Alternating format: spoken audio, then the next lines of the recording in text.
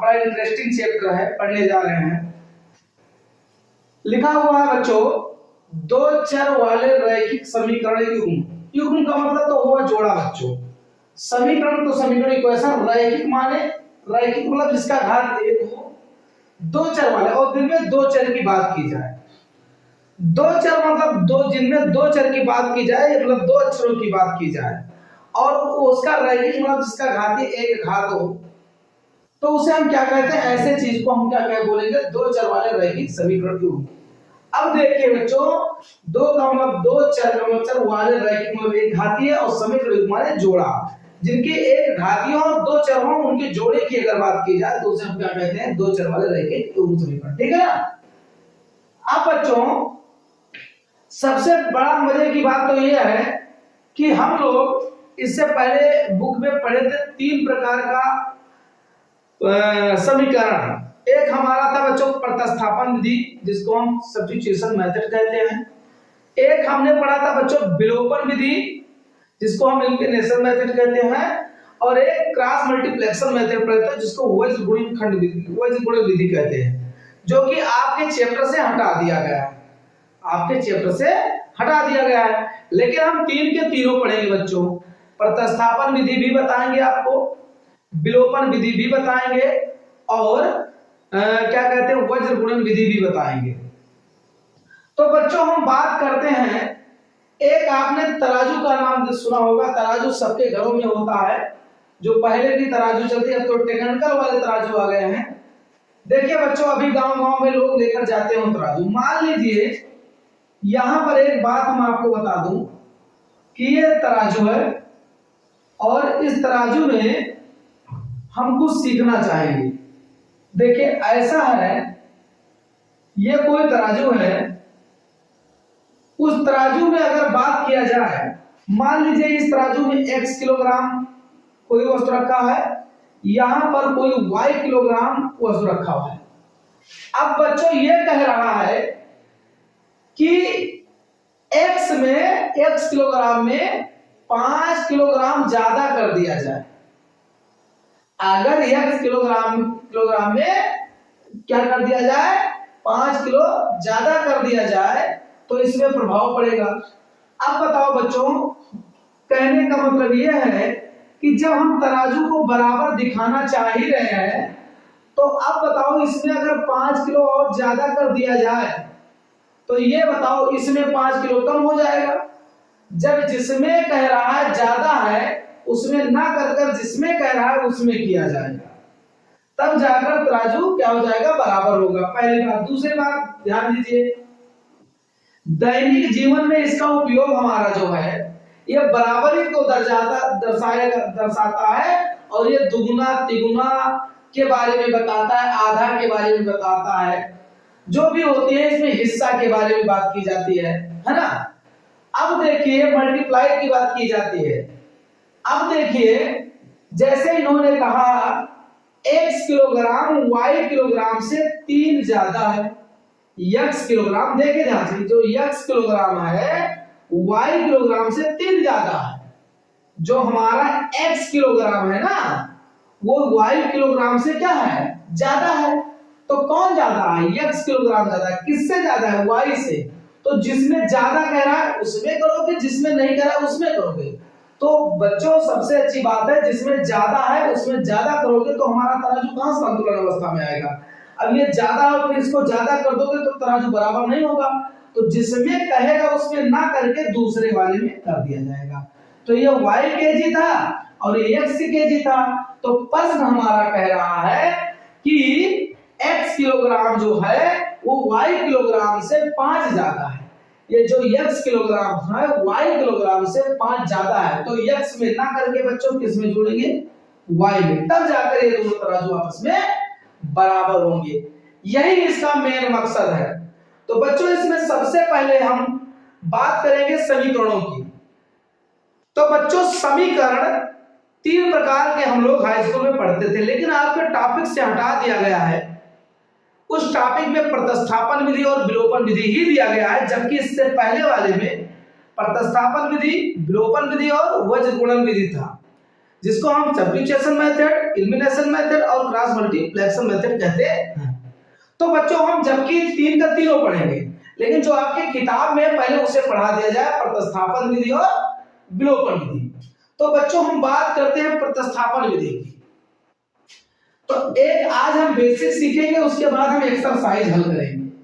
चलिए देखिए बच्चों, मान लो हमारे पास x प्लस 2y बराबर 5 दे रखा है और एक दे रखा है बच्चों x प्लस y बराबर, मान लो यहां पर x प्लस y बराबर दे रखा है बच्चों, एक दे रखा है। ये मान लो हमारा एक समीकरण दे रखा है। अब इसने कहा प्रतिस्थापन विधि हल कीजिए।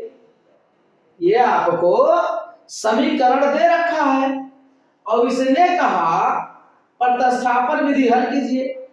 तो बड़ा मस्त एक कॉन्सेप्ट बता रहे हैं बच्चों कि प्रतिस्थापन विधि हल करने से पहले आप या तो समीकरण 1 ले लीजिए या तो फिर समीकरण 2 ले लीजिए और किसी भी एक समीकरण ले लीजिए। जब हम किसी एक समीकरण को मतलब लेंगे तो उसमें आप क्या करोगे, या तो आप x को रोक लीजिए या तो फिर y को रोक लीजिए। अगर x को रोकते हैं तो y के पदों में आएगा, y को रोकते हैं तो x के पद में आएगा, ठीक है ना। अब उसका मान उस समीकरण में रखिए जिसको आप नहीं लिए थे। कहने का मतलब अगर समीकरण आप 1 लेते हैं तो समीकरण 1 में से किसी x या y को रोक लीजिए और जब रोकेंगे जिसका मान आएगा उसका मान जिसको नहीं लिए हो उसमें रख दीजिए, आपका वैल्यू आ जाएगा। तो चलिए बच्चों हम लोग थोड़ा बेसिक ध्यान दें। देखिए ये समीकरण 1 है तो लिखेंगे प्रतिस्थापन विधि, प्रतिस्थापन विधि है ना, प्रतिस्थापन विधि। अब प्रतिस्थापन विधि में बच्चों हमने क्या कहा, किसी एक समीकरण ले लीजिए, किसी चाहे 1 किलो या 2 किलो आपका इच्छा। तो हमने लिया समीकरण 1 से। अब हमने बच्चों x plus 2y equal to 5 है। अब हमने क्या किया बच्चों, या तो x को रोक लो या तो y को रोक लो। तो हमने x को रोक लिया तो 5 माइनस 2y हो गया, इसका नाम हमने रख दिया 3 बच्चों। अब हमने क्या कहा था कि प्रतिस्थापन विधि में सब्स्टिट्यूशन मेथड में आप किसी एक समीकरण को ले लीजिए, हमने समीकरण 1 को ले लिया। फिर हमने कहा या तो फिर दो चर वाले उसमें किसी को एक रोक लीजिए। तो हमने x को रोक लिया तो हमारा आया 5 माइनस 2y। अब इस x का मान समीकरण 2 में रखिएगा, इसमें मत रखिएगा। जिसको आपने लिया है, जिसके अनुसार चले हैं उसको मत लीजिएगा, क्योंकि यही रखोगे फिर वही आ जाएगा। आपने जिसको नहीं लिया वहां पर रख दीजिए।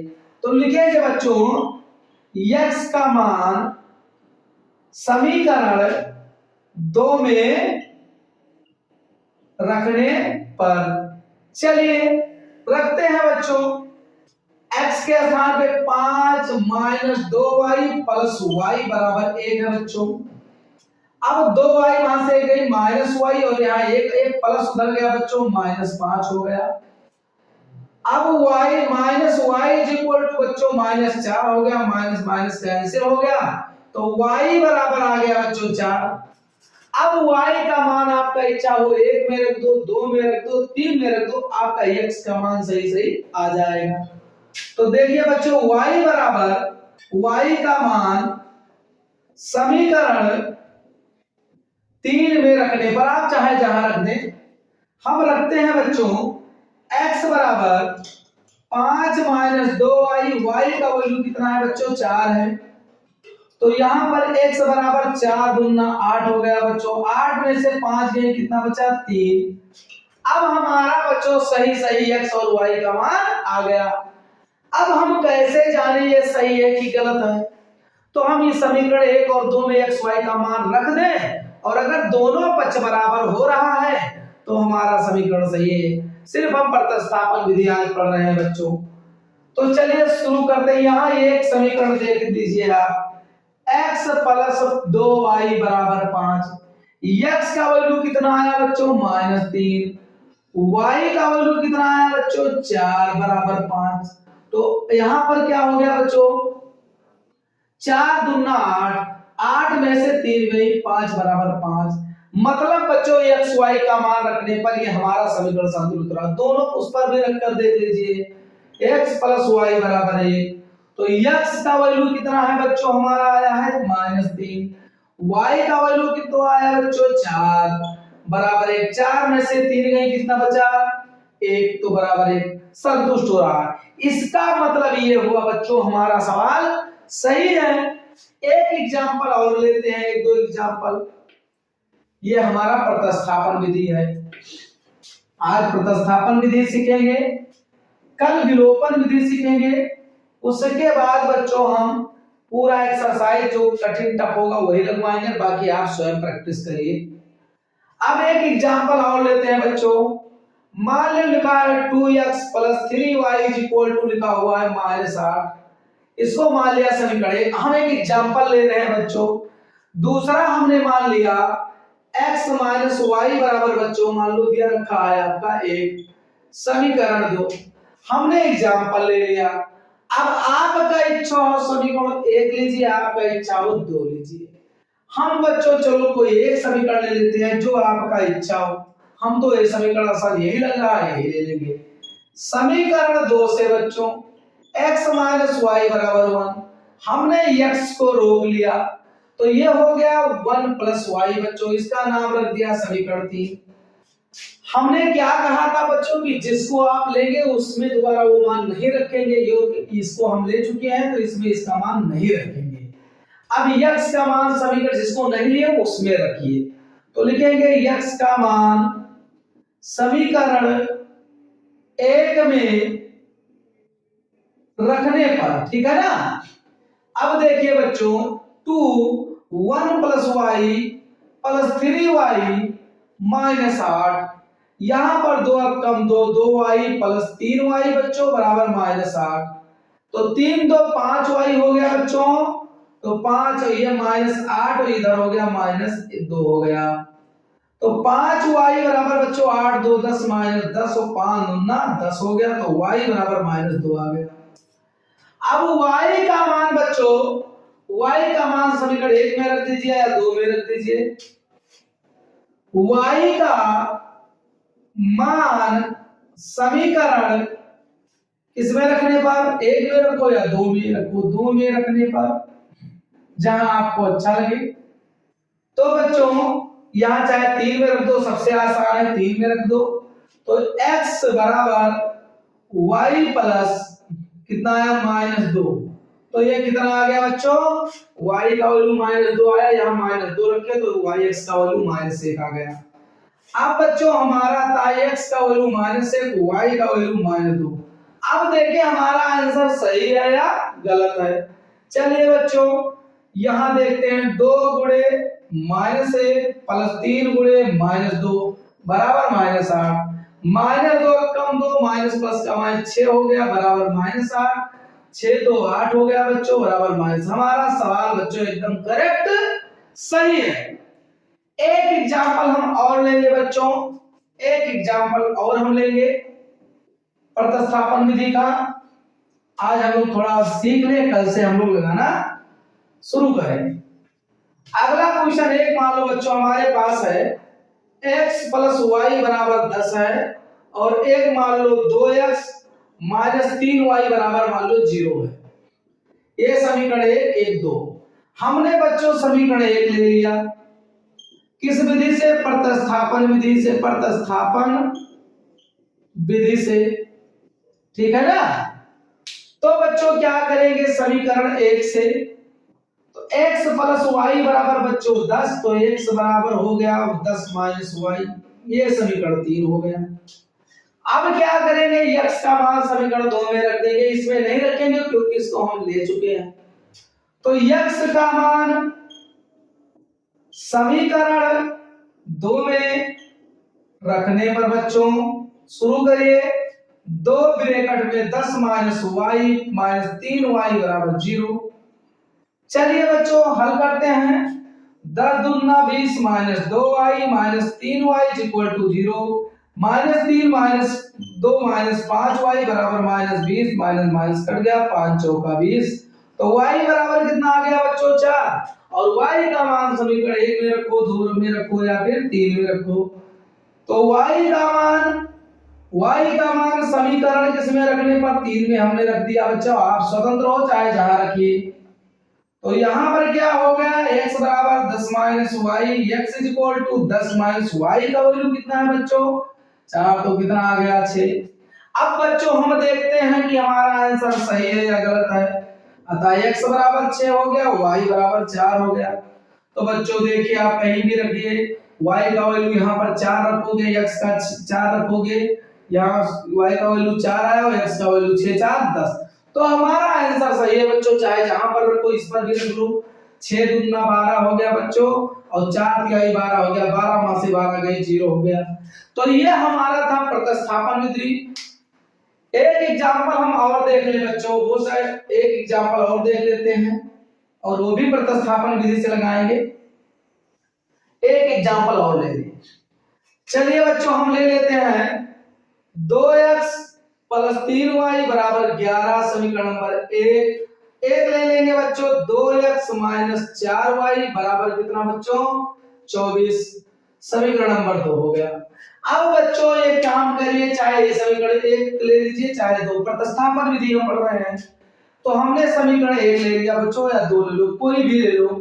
तो समीकरण 2 से तो 2x माइनस 4y बराबर 24 हो गया बच्चों।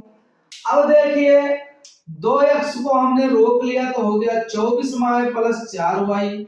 यहाँ x बराबर हो जाएगा 24 प्लस 4y बटा कितना हो गया 2, समीकरण नंबर 3 हो गया बच्चों। अब x का मान हम समीकरण किसमें रख दें, 1 में रख दें, क्योंकि हमने 2 को लिया है तो उसमें नहीं रखेंगे, 1 में रखिए बच्चों। लिखेंगे x का मान समीकरण 1 में रखने पर, चलिए बच्चों रख रहे हैं, तो 2 हो गया, ब्रैकेट में हो गया बच्चों 24 प्लस 4y और बटे में कितना हो गया बच्चों 2 प्लस कितना है 3y बराबर 11 हो गया। यहां 2 से 2 कैंसिल हो गया बच्चों, बचा कितना 24 प्लस 4y प्लस 3y बराबर 11। 4 3 7y बराबर 11 माइनस कितना हो गया बच्चों 24। अब अगर हम बात करें तो यहां पर देखिए बच्चों 4 3 7y बराबर, यहां पर 24 में से 11 गई कितना बचा 13 बच्चों, है ना। और यहां पर 4 और 3 7 सही है। यहां पर देखिए 4 में से गए 3 बच्चों, 2 में से गई 1 माइनस 1 हो गया। तो y बराबर माइनस 13/7 हो गया। y का मान यहां रखिए बच्चों, y का मान समीकरण 3 में क्या करने पर रखने पर, है ना। चलिए रखिए, हम रखते हैं बच्चों x बराबर हमारा हो गया 24 प्लस 4 गुणे y का वैल्यू कितना है बच्चों -13/7। और यहाँ पर देखिए पूरे का बटा कितना है बच्चों 2 है। एक काम कीजिए, यहाँ अगर 2 कॉमन लेंगे तो 2 बराबर 24 हो जाएगा और 2 यहाँ बचेगा गुणे -13/7 हो जाएगा, पूरे का बटा 2 से 2 कैंसिल हो जाएगा। अब देखिए बच्चों x बराबर हो गया यहाँ पर 12 और 13 दूना 26 बटे कितना 7, 12 सती कितना हो गया बच्चों 84 और 26 अकन्नम 26/7, 14 माह से 6 गई 6 4 10 4 14 8 बचा बच्चों। यहाँ 7 माह से 2 गई 5 बचा बचे 7। अब देखिए बच्चों ये सही है या गलत है, फिर से देख लीजिए। ये हमारा 2x था -4y बराबर 24 हो गया। हमने 2x को रोक लिया, ये 24 प्लस 4y हो गया। हम चाहे तो और आसान कर सकते हैं बच्चों, देखिए यहाँ 2 कामा लेकर काट दीजिए और आसान कर दीजिए, क्या दिक्कत है ना, काटने लायक हो तो काट दीजिए। देखिए यहाँ x है, यहाँ 2 कामन मिला है, 2 बराबर 24 और 2 दूना 4 बटे कितना बच्चों 2, x बराबर कितना आ गया 12 प्लस 2y। अब लिखिए बच्चों x का मान समीकरण 1 में रखने पर और आसान हो गया।